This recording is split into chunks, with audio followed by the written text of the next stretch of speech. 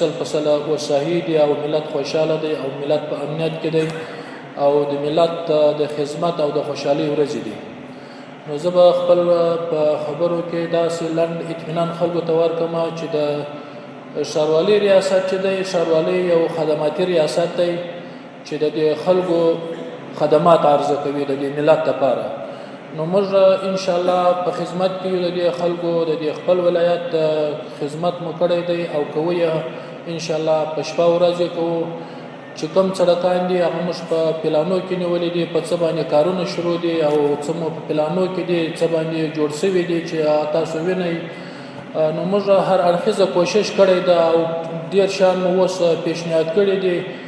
چې هغه هم به ان شاء الله په لنډ وخت کې په کار شي د چا به کار تکمیل شي او په څه کارونه به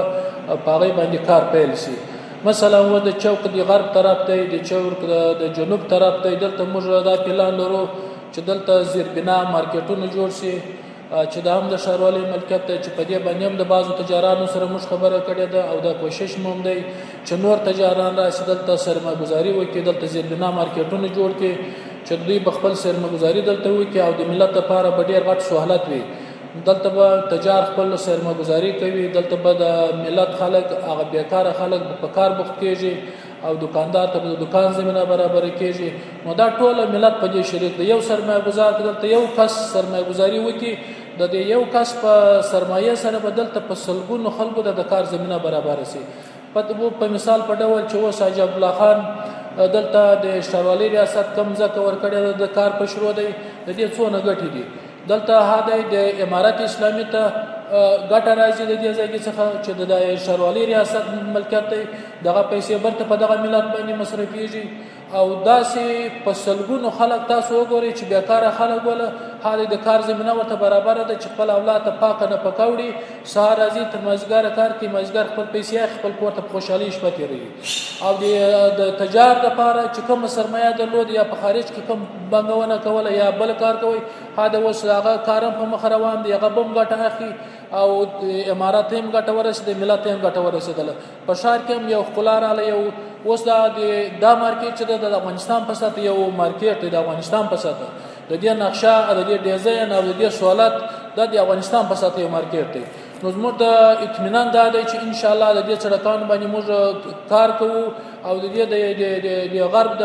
طرف سړک چې دی هغه ته سړک باندې هم موږ په پلان کې نیولې دی د نور د سړکان هم موږ په پلان کې نیولې دي چې په لنډ وخت کې به هغه د ترانسپورت سړک چې دی هغه اهمترین سړک دغه موږ جوړوو چې هم مارکیټ لپاره وده وکړي او مارکیټ هم ترقي پشتې راشي او د هغه موټر لپاره هم هلته سهولت پیدا شي هغه بیا لارې. نو دا خو موږ مکلفیت چې دا کوو ان شاء الله. نور سړکان هم په نظر کې نیولي دي فرعي سړکانو په نظر کې نیولي خو موږ د ښاروندانو څخه یو درخواست دا دی چې د ښاروالۍ ریاست چې دی دا د خلکو سره تړلی د ملت سره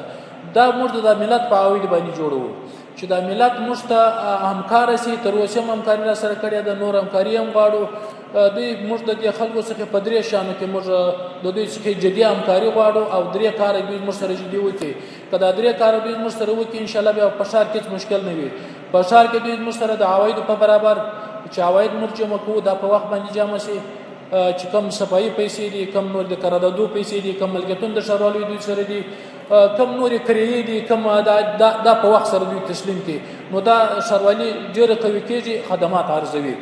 د تنظیم په بخش کې چې دوی تنظیم په بخش کې چې کم بې نظمي د تجاران چې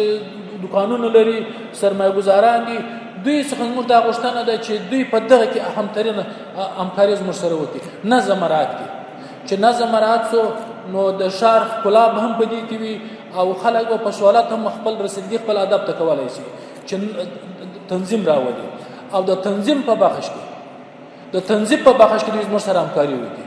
د تنظیم په بخش کې دوی هم موږ سره همکاري ورڅخه غواړو دا وار موږ دا ویلي دي. د تنظیم په بخش کې چې د کم تنظیم مراتب دي د کوشش وکړي چې مشخص ځایونه دي او ته مشخص دي هغه ځای د موږ په ګوته کوي هغه ځایونه کې دوی خپل اشغال انتقالي دا خپل زموږ مکلفیت ده د ښاروالۍ د مکلفیت دی. خدای یوازې ښاروالۍ نشي کولی باید دغه ملت